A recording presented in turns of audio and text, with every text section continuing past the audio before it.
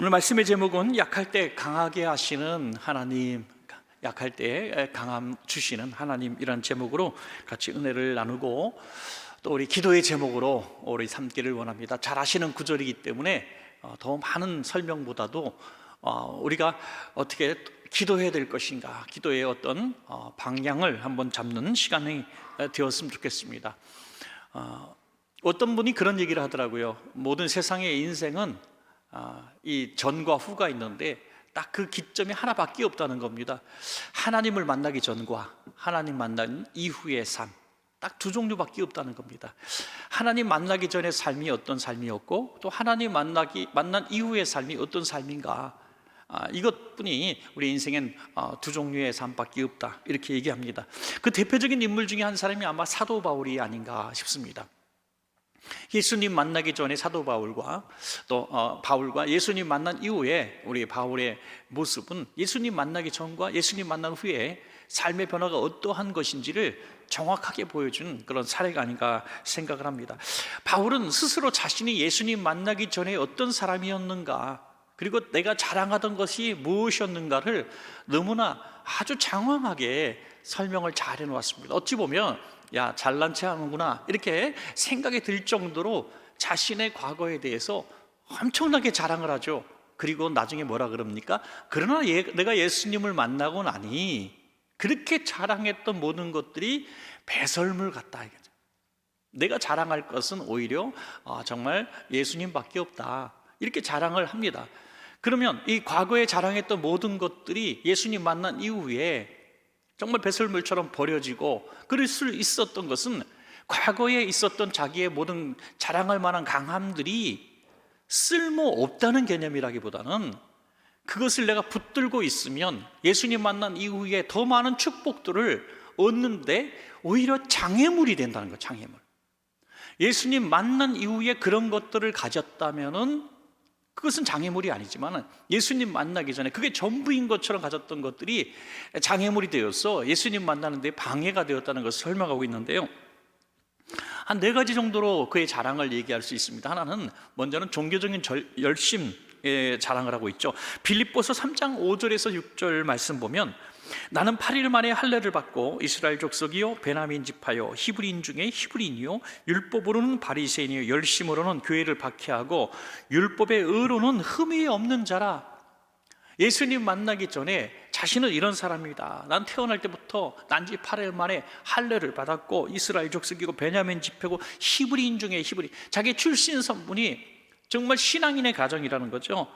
또 율법으로는 바리새인이고 열심으로는 교회를 박해하고, 이 종교적인 열심이 대단해서 그런 열심 때문에 오히려 주님 만나는데 걸림돌이 되고 방해가 되고, 오히려 주님을 대적하는 일에 이 종교적 열심을 사용했다는 것입니다. 그래서 예수 믿는 사람들을 잡고 가두고 죽이는데 앞장섰습니다. 만약에 그가 끝까지 예수님을 만나지 못했더라면 자신이 이런 종교적인 열심이 하나님께 영광이 되는 줄 알고 그렇게 살다가 죽었을 것입니다. 또 하나는 지식 자랑을 했습니다. 사도행전 22장 3절에 나는 유대인으로 길리그야 다소에서 났고 이 성에서 자라 가말리엘의 문화에서 우리 조상들의 율법에 엄한 교훈을 받았고 오늘 너희 모든 사람처럼 하나님께 대하여 열심히 있는 자라.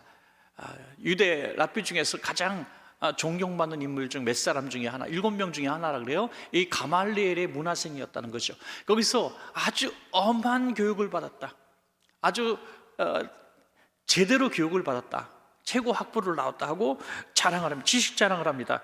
또한 자기의 신분을 자랑하죠.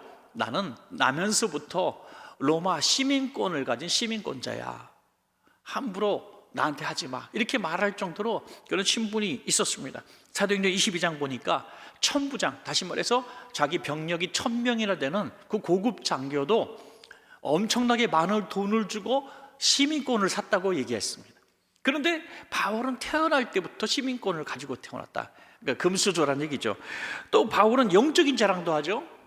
예수님 만난 이후에 많은 영적 체험을 했는데, 이 영적 체험은 3층천 하나님 나라까지 구경하고, 또 부활하신 주님을 만나 대화까지 나누고, 또 신비한 영적 언어도까지 얘기하고, 또 손을 얹어 기도하면 귀신이 떠나가고 병자가 일어나고 손수건과 앞치마만 둘러도 귀신들이 떠나가는데 이런 영적인 체험을 했으니 얼마나 대단합니까, 여러분?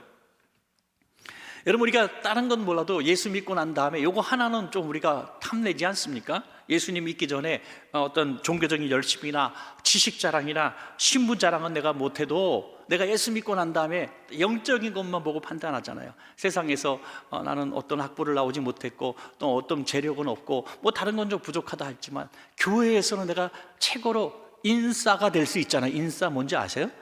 하여튼 뭐 그런 게 될 수 있어요. 왜? 어떤 부분에 신앙의 뜨거움과 어떤 영적인 헌신하면 교회에서는 그냥 이거거든요. 세상에서는 그렇지 못했어도 교회에서는 그냥 인싸가 될 수 있고 다 부러워하고. 그러니까 어떤 분들은 그 영적인 것들을 너무 탐내다 보니까 남들 모르는 시간에 막 저 어디 가서 은사 받는다고 쫓아다니고 막 머리 내밀고 막 안수도 받고 막 그렇게 하는데 그게 얼마나 잘못된 일인가 하는 거죠. 어떤 교회에서 이거 하나의 세상의 지식의 자랑, 권세의 자랑, 명예의 자랑을 하듯이 교회 내에서 영적인 어떤 자랑을 내가 하고 싶어서, 그래서 심지어 과거에 다 방언을 일반적으로 하는 시대가 있었죠. 그때 방언을 나도 받아야 되는데 직분도 권사 또 안수집사 장로 이렇게 받았는데 남들은 다 안 쓰기도 하는데, 목사님 가끔 설교할 때 아니 교회 있게 3년도 방언하는데 늘 여러분들은 뭐 하는 겁니까? 막 그러면 방언하는 척 하려고 막 방언을 연습하고 할렐루야 5만 번 하면 방언이 저절로 터지는 할렐루야 하는데 뭐 혀가 꼬여가지고 나오는데 방언 받았다고 막 그러고 말이에요. 여러분, 이게 이런 상황이 왜 벌어졌는가? 영적인 어떤 현상들을 자랑하고 싶어서 그런 거죠. 자랑하고 싶어서. 사도 바울은 그까지도 내려놨다는 겁니다.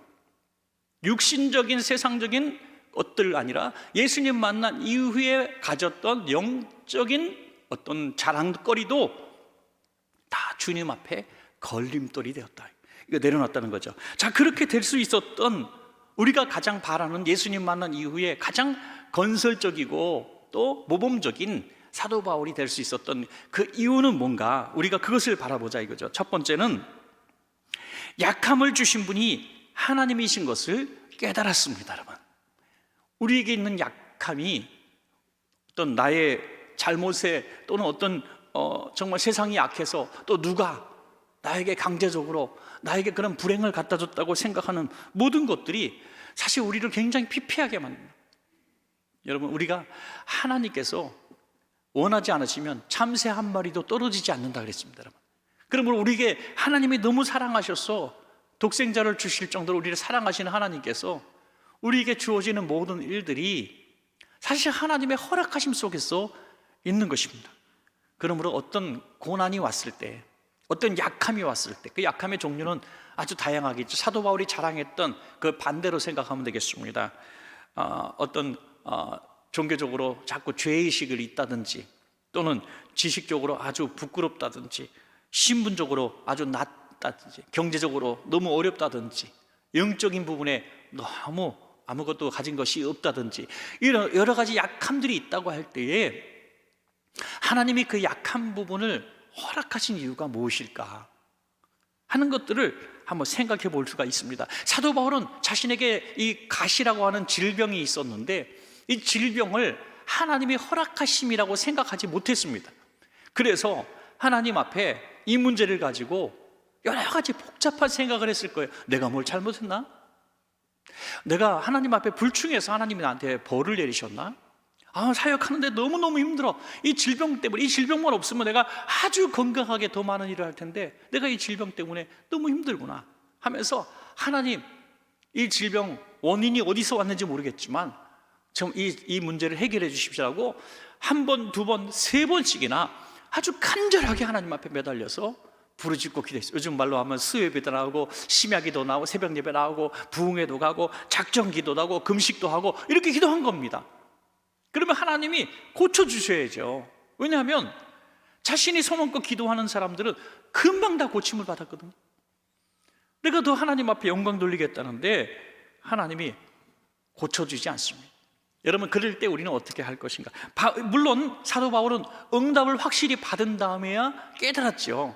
그것이 가장 확실한 방법이겠지만 우리가 열심히 어떤 문제를 놓고 기도를 했다면, 저는 그렇게 말씀드리는 것이 옳은지는 모르겠어요. 꼭 100% 옳지는 않습니다. 어떤 분은 응답 받을 때까지 부르짖고 매달리고 나무 뿌리까지 뽑으라 그러는데, 하나님이 허락하심 속에 있다면 뜻이 있는 것입니다, 여러분. 그래서 기도했다면 무응답도, 응답하지 않으신 무응답도 응답인 줄로 저는 믿습니다, 여러분. 기도하지 않았더라면 응답이란 있을 수 없죠. 그러나 하나님, 나의 육신의 문제, 가정사의 문제, 질병의 문제, 이 경제적인 문제 하나님 막 해결해달라고 기도했는데, 아주 오랫동안 기도했는데 하나님 응답하지 않으셨다면 우리는 그것을 얻으려고 하는 그런 앞선 마음보다도 왜 하나님이 응답하지 않으셨는가를 더 깊이 생각할 필요가 있다는 거죠. 더 깊이. 어떤 문제, 이 문제를 가지고 10년째 기도하고 있어요. 20년째 기도하고 있어요. 언젠가 이루어지겠죠, 이루어지겠죠 하면서 그거 붙들고 30년, 20년 기도하고 있어요. 여러분, 그것보다도 어찌 보면 하나님, 내가 10년, 20년 기도했는데 왜 응답하지 않으시는지 그 이유를 내가 알기를 원합니다라고 기도하는 것은 어떨까 하는 생각이 듭니다. 고린도서 12장 8절에서 9절까지 보면 이 바울은 드디어 응답을 받았어요. 이것이 내게서 떠나가게 하기 위하여 내가 3번 주께 간구하였더니 나에게 이르시기를 내 은혜가 내게 족하도다. 이는 내 능력이 약한 데서 온전하여 짐이라 하신지라. 그러므로 도리어 크게 기뻐함으로 나의 여러 약한 것들에 대하여 자랑하리니 이는 그리스도의 능력이 내게 머물게 하려 함이라. 아멘. 내 은혜가 내게 족하다. 다른 은혜를 구하지 말라. 우리 복음서가 있잖아요. 다른 은혜 구하지 않으리. 다른 은혜 구하지 않으리. 지금 주신 은혜가 족하도다. 여러분, 이렇게 만족할 수 있기를 바랍니다. 여러분, 만족할 수 있기를 바라요. 그러면 하나님이 지금 내게 주신 은혜가 족하다는 것이 응답으로 받아들여지고 믿어질 때에 우리는 어떤 은혜를 받는가? 약함을 주신 이유가 분명히 있을 것이다. 그것이 뭐냐? 약한 데서 온전하여지는 능력이 있다 말씀합니다. 우리의 그 약함을 남겨두신 이유는 그 약함이 있어서 하나님이 더 강함을 주시려는 그 계획이 있음을 우리가 깨닫기를 원하셨다는 것이죠. 그러므로 우리는 약함을 없애달라고 기도했던 바울이 금방 기도 제목이 바뀌는 겁니다. 하나님, 내 약함을 통해 하나님 임재하시고 머물러 주시기를 원합니다. 그런 거죠. 꼭 맞는 비유는 아니겠지만 제가 쭉 지켜봐 온 바기도 하지만 우리 교회 예라고 생각하지는 않습니다. 우리 교회 예라면 또 그것이 알고 싶다 해갖고 또 이제 그 누구 얘기하시나 찾는다. 그래서 그렇게 하지 않고요, 외부의 어떤 사람 얘기라고 생각해 보십시오. 남편이 교회를 안 나와요. 그렇게 매달리고 사정하고 기도하고 붕해 때 신발도 갖다 놓고 했는데 안 와요. 그래서 온 구역 식구들 기도하고 목회자들 방문해서 기도하고 그렇게 기도하기 어연 10년이 지났습니다. 그런데 드디어 남편이 주차장에 데려다 주더니 그 다음에는 1년에 한 번 들어오더니 그 다음에는 등록하고 집사님이 되더니 그 다음에는 믿음이 앞서가지고 아내는 자고 있는데 발로 차면서 깨우면서 교회 가자고 일으키고요. 그 정도 되니까 밥 안 먹어도 배부르고 행복할 것 같은데 문제가 생겼습니다. 그렇게 매일 교회 와서 아멘 아멘 하고 말씀에 은혜 받고 열심히 봉사하고 충성했던 그 여집사님이 막 하면 시험 들어서 교회를 안 나와요. 여러분, 그런 경우 대충 한번 보셨으면 한번 이렇게 끄덕끄덕 한번 해보세요. 도대체 무엇이 문제입니까? 그렇게 오랫동안 눈물로 기도했던 문제가 해결받았는데 왜 그렇게 됐을까? 신앙의 영적인 느슨함, 나태함이 생긴 거죠. 여러분, 우리가 바짝 긴장할 때, 집중할 때에 하나님 앞에 매달리고 충성하고 열심히 나오는데 내게 기도의 제목이 없다고 한다면 우리 느슨해져요. 현대교회의 가장 큰 문제가 뭔가? 수많은 사람들이 얘기합니다. 목회자의 어떤 윤리적인 문제, 교회가 교회답지 않고 자꾸 빌딩만 쌓는 이런 교회, 또 뭐 어떤 여러 가지 이유를 수만 가지를 듭니다. 그러나 저는 그렇게 생각하지 않습니다. 기도의 제목이, 기도가 부르짖는 성도들이 기도할 제목이 없을 때에 교회는 연약해지기 마련입니다. 우리가 다시 회복되는 비결은 그런 무엇일까? 우리가 그 약함을 하나님이 허락하셔서 그 약함 때문에 부여잡고 약함을 부여잡고 하나님이 없으면 나는 안 됩니다라고 부르짖게 하시려는 하나님의 계획이 있음을 우리는 깨달아야 한다는 것이죠. 그러므로 우리의 약함이 하나라도 있다면 감사합시다, 여러분. 그 약함 하나 때문에 오늘 수요예배 나오신 분들은 더 감사하십시오. 그것이 해결되기를 기도하지만 그것이 해결되는 것보다 더 중요한 것은 그것 때문에 기도하게 하신 하나님의 그 섭리에 우리가 감사하게 되는 것입니다, 여러분. 그것은 바울이 깨달은 진리라는 거죠. 두 번째는 그 약함을 주신 이유를 분명하게 깨달았다. 오늘 나에게 경제적으로 문제가 해결되지 않아요. 사업의 문제가 계속 풀리지 않아요. 인간관계가 여전히 아파요. 건강 문제가 오랫동안 기도해도 낫지 않았어요. 내 마음의 소원인데 이루어지지 않았어요. 오랫동안 이루어지지 않은 그 시간들이 있다면 이것이 이루어지면 그 문제는 해결됩니다.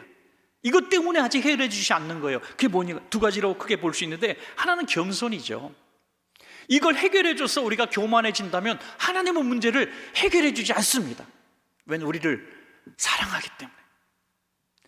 하나님은 겸손한 자를 가까이 하시고 교만한 자를 대적하십니다. 우리가 하나님으로부터 떨어지고 원수가 되기를 원한다면 간단합니다. 교만해지면 됩니다.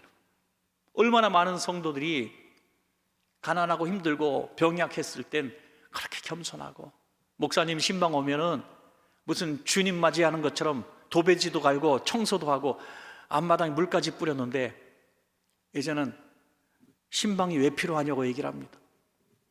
여러분, 그것은 다른 상황이 문제가 아니라 내가 영적으로 교만해졌기 때문이다. 교만해졌기 때문이다. 고린도후서 12장 7절에 여러 계시를 받은 것이 지극히 크므로 너무 자만하지 않게 하시려고 내 육체에 가시고 사단의 사자를 주셨으니 이는 나를 쳐서 너무 자만하지 않게 하려 하심이라. 여러분, 우리에게 이런 약함, 고난이 왔을 때, 아픔이 왔을 때 통곡하고 슬퍼하면서 하나님 너무 힘들어요, 하나님 너무 힘들어요. 여러분, 그럴 때에 우리가 하나님으로 떠나는 것이 아니라 나의 교만함이 혹시 있었는지 우리 자신을 치면서 회개하게 되고 더 주님 앞에 매달리게 되는 거 아니겠습니까?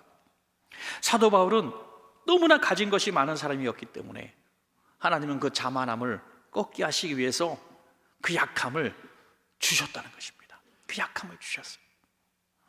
아주 오래전에 제가 아주 가깝게 지내는 목사님 한 분이, 다 모든 게 다 괜찮아요. 교회도 엄청 크고 또 과거에 아주 했던 일도 많고 꽤 유명한 목사님이, 그런데 아이가 아파요. 네. 너무 아파요. 그래서 결국에는 그 아이가 시집 못 가고 하나님 나라 갔어요. 근데 그 아플 때 제가 집회 갔을 때마다 이제 기도해 달라 그래서 기도해 주는데, 목사님이 그러는 거예요. 제가 교만할 게 많이 있지 않습니까? 교만할 게 많이 있지 않습니까? 그런데 얘를 딱 보는 순간 고개를 푹 숙일 수밖에 없다. 숙일 수밖에 없다. 애가 많이 아프다 보니까 막 예배 설교를 한참 하는데 애가 벌떡 일어나서 막 돌아다니고 그러면 다 쳐다보고, 그러면 가슴이 콱 무너지고, 다른 아이도 아니고 다른 아이들 막 아픈 사람 와서 기도해 달라는데 내 딸이 그렇게 돌아다니고 있는데 아파가지고, 그게 무슨 내가 영적 권위, 딸만 셋 나도 주례 안 받는 남자가 있대요. 여러분, 그만큼 목회자에 대해서, 목회자가 모든 복을 받아야 하나님 사랑받고 능력 있는 사람으로 생각하는 이 시대에 내 딸이 그렇게 오랫동안 아프고 결국 그것으로 주님 나라 먼저 갔을 때 얼마나 힘들었겠냐. 목사님 보세요. 그러니까 나는 이 아이 때문에 교만해질 수가 없어요. 교만해질 수가 없어요. 그런 말씀을 들었습니다. 많이 공감합니다. 가만히 돌이켜보면 저도 문제가 없고 기도 제목이 없고 그냥 아무 교회 문제가 없어, 가만히 둘러봐도 교회 아무 문제가 없어 이러면요 기도가 안 나오더라고요. 기도가 안 나와요. 교만해져요. 교회가 내가 목회를 잘하는구나.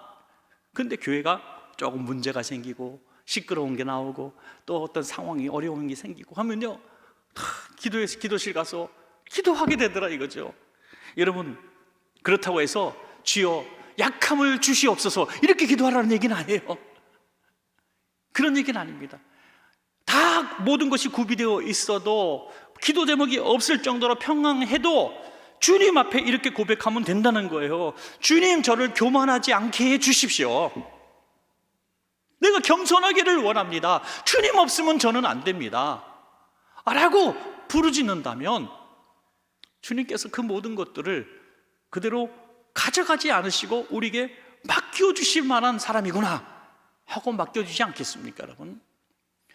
좀 있으면 다 교만하다고요? 아닙니다. 좀 교회가 크면 교만하다고요? 아니에요. 배운 게 많으면 교만하다고요? 아닙니다. 저는 우리 교회 안에서만도 그런 분들을 봅니다. 누구보다 많이 가진 사람인데 너무 겸손해요. 어떤 분은 너무 많이 배운 사람인데 너무 어린아이처럼 겸손해요. 아무것도 모르는 것처럼 순종합니다. 여러분, 그게 어디서 나왔을까요? 있음에도 불구하고 겸손한 사람은 하나님이 약함을 주지 않습니다. 그래서 늘 겸손하시기를 바랍니다 여러분. 또 하나는 사명을 감당하기 위해서 약함을 주셨다. 사명. 여러분, 사명 없는 사람이 없습니다. 우리 모두 하나님 앞부터 사명을 가지고 이 땅에 태어나는 것을 믿으시기 바랍니다. 나는 다 사명이 있어요 여러분. 모두가 사명이 있습니다. 그래서 그 사명을 잘 우리가 활용하면 하나님이 영광을 받으시는데, 이 사명을 감당하지 않을 때에 하나님은 우리에게 전혀 관계없는 아픔을 주신다는 거예요. 약함을 주셔요. 여러분, 신기하죠?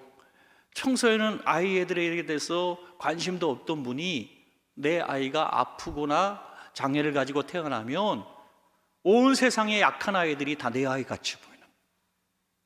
그래서 자선재단을 만들기도 하고 도서관을 나중에 세우기도 하고, 또 아이가 선교지 가서 뭐 어떤 사고를 당한다면 선교사님을 돕는 일을 하게 되고, 여러분, 분명히 고통인데, 아픔인데, 슬픔인데 그 고통이 오히려 감추어도 없고 깨닫지 못하고 그물고 속에, 비밀금고 속에 번호도 잊어버리고 그냥 가둬놓고 묻어뒀던 근데 사명이 그 고통 속에 끄집어내진다는 거죠.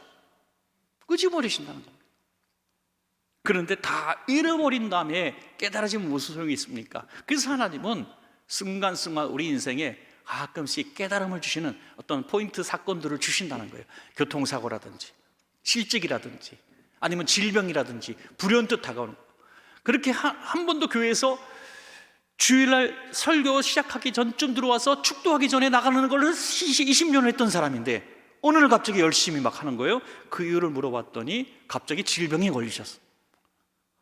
아니, 건강할 때 안 하셨는데 아프니까 무진장 열심히 하시대요. 이분은 깨달은 거예요. 아, 내 몸이 내 몸이 아니구나. 하나님이 내게 생명을 허락하시는 순간만 내 몸이구나.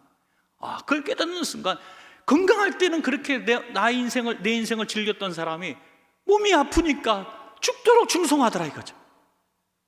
꼭 그런 사례가 있다는 어떤 말씀을 드리는 거지 모두가 그렇다는 건 아닙니다 여러분. 건강하면서도 더 충성하는 분들도 많이 계시죠. 그래서 우리에게 갑자기 생긴 불현듯 일어난 예기치 않은 사건과 사고가 일어나고 아픔이 일어나고 있었던 것들이 빠져나갔을 때 우리는 이것을 저주로 생각하면서 주님 돌려주세요 라고 기도하기보다, 잃어버린 것들을 생각하고 집착하고 찾으려고 하기보다 그 잃어버린 것들 때문에 하나님이 주셨던 사명을 다시 발견하고 다시 붙들 수 있는 여러분 계기가 되기를 주의 이름으로 간절히 축복합니다 여러분. 마지막 세 번째는 약할 때 더 강해진다는 것을 깨달았습니다 여러분. 여러분, 약할 때 더 강해진다는 것은 진리입니다. 왜? 육신과 영혼 늘 시소 게임 같아요. 내가 높아지면 내 영의 영역은 낮아지고 내가 낮아지니까 나의 영성이 더 강해. 여러분, 우리가 경건에 이르도록 연단하는 교회라고 저렇게 딱 써서 붙여놓고 우리가 기도하고 있고, 어떻게 하면 우리가 더 경건에 이르를 수 있을까? 방법론적인 것들, 행사들을 수만 가지를 찾아봐도 특별한 게 없어요. 특별한 게 없습니다. 경건해지는 것은 전적인 하나님의 은혜입니다, 여러분. 은혜. 전적인 하나님의 은혜예요. 하나님이 부어주시면 길을 가다가도 성령이 받을 수 있는 거예요. 성령. 그렇게 기도해서 골방에서 기도해도 임하지 않던 성령이 시장방을 이루고 시장보다 갑자기 성령님이 강하게 임할 수 있는 거예요. 전적인 은혜라니까요. 나의 공로가 아니라 하나님이 주시는 은혜다. 그러므로 우리가 하나님의 은혜를 흡족히 받을 수 있는 가장 강력한 방법은 뭐냐면, 주님, 내가 날마다 십자가에서 죽기를 원합니다. 내가 죽으면 하나님이 삽니다. 내가 약해지면 성령님이 강해지는 거예요.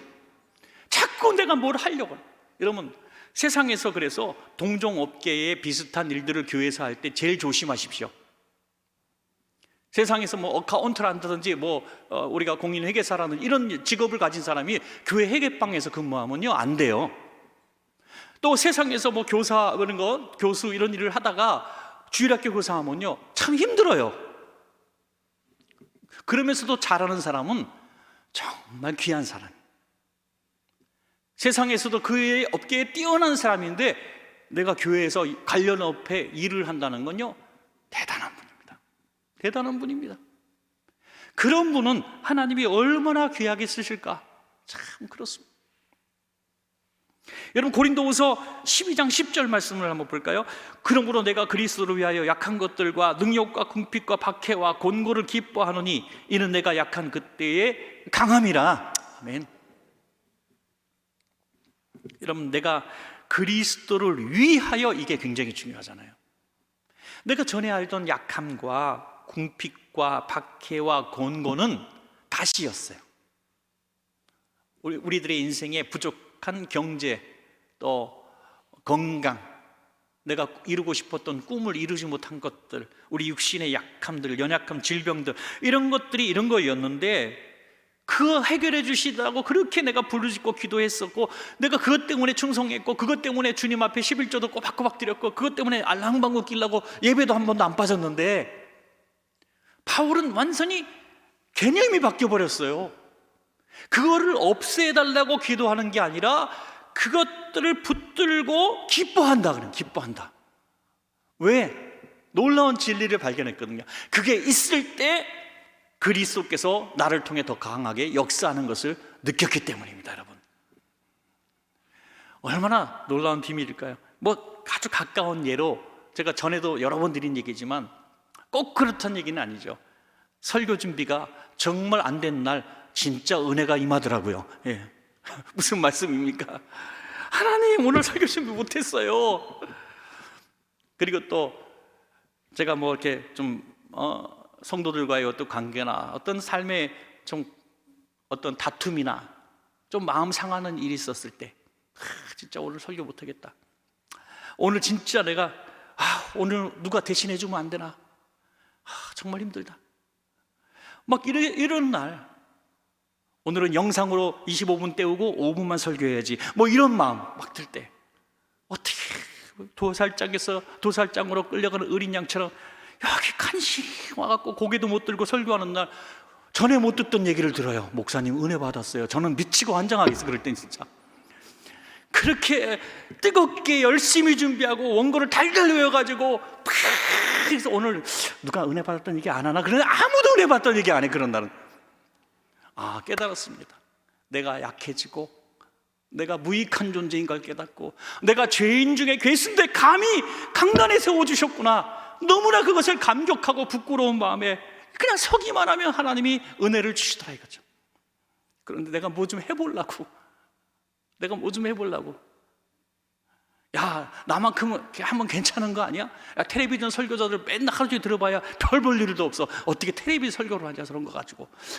이렇게 교만한 마음 드는 순간 그 다음 주에 설교는 죽도 미움을 쓰는 거예요. 미움을. 그냥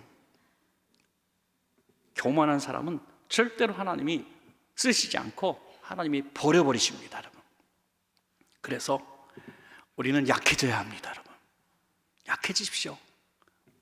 어깨를 낮추시고요, 언성도, 목소리도 낮추시고요, 혈기도 낮추시고요, 눈도 좀 이렇게 올렸던 거 앵그리버드 했다가 좀 눈도 좀 꽤 다 가라앉히시고 한번 거울 보고 한번 환한 얼굴 이렇게 딱 폈다가 그 다음에 싹 한번 근육을 푸른 얼굴. 여러분, 우리 그리스도인들이 돌아가셨을 때 부모님들 돌아가셨을 때 그 마지막 입관할 때 병원에서 이렇게 보면요, 너무 젊어졌대요. 어른들이 왜 이렇게 젊어진 이유가 저는 뭐 자세히는 모르겠어요. 의학적으로는 모르겠지만 이 주름살이 쫙 다 펴 있더래요. 주름살이 긴장이 쫙 풀린 것처럼 얼굴이 이렇게 좀 썼던 인상이 싹 풀어지니까 그렇게 피부가 곱고 하얘지고 예뻐지더라고요. 꼭 돌아가셔서 그래야 되겠어요? 사셨을 때 좀 거울 보고 좀 싹 비벼가지고 좀 한번 싹 얼굴을 예수님 닮은 얼굴로 한번 온화한 얼굴로 한번 싹 이렇게 하면요, 오늘 수억 원짜리 성형 수술보다 낫다니까요. 여러분, 진짜 내가 약해지고 혈기도 죽이고 미움도 원망도 분노도 징후도 다 내려놓고, 주님, 저는 주님 없으면 아무것도 아닙니다. 주님 없으면 저는요 정말 쓰레기 같은 존재고, 주님 없으면 저는 배설물 같은 존재고, 주님 없으면 저는 아무것도 할 수 없습니다. 그러는 순간이 내 인생의 가장 강한 순간이 된다는 거죠. 그러므로 오늘 저와 여러분들이 강해지려고 하지 마시고 오히려 더 날마다 약해지려고 하는 우리의 노력이 필요하다라고 생각합니다. 여러분, 말씀을 맺겠습니다. 바울은 예수님 만나기 이전과 이후의 삶이 너무나 달라졌습니다. 가장 두드러진 변화는, 전에는 육체를 자랑했던 사람이 이제는 주님만 자랑하는 사람으로 변화되었다는 것이죠. 그리고 그 전에 했던 모든 강해 보였던 것들이 주님 만나니까 배설물처럼 여겨졌던 이유는 그 약함들이 오히려 하나님께 더 귀하게 쓰임받는 도구들이 된 것을 깨달았기 때문입니다. 오늘 저와 여러분들 예수님 만난 이후의 삶을 살고 있는 것 틀림없죠. 그렇다고 한다면 예수 믿기 전에, 아니 지금 저 문 밖에 나가서 수많은 불신자들이 갖고 있는 약함에 대한 똑같은 개념과 상식을 갖고 살아간다면 우리 예수님 만난 이후의 삶을 살고 있는 것이 아니라는 것입니다. 예수님 만나기 이전에 약함에 대한 상식 개념을 가지고 그대로 살아가고 있는 것이죠. 그러니까 맨날 주세요, 고쳐주세요, 해결해 주세요, 돈 주세요, 낫게 해주세요, 이런 기도가 우리 기도의 99%가 되는 것입니다.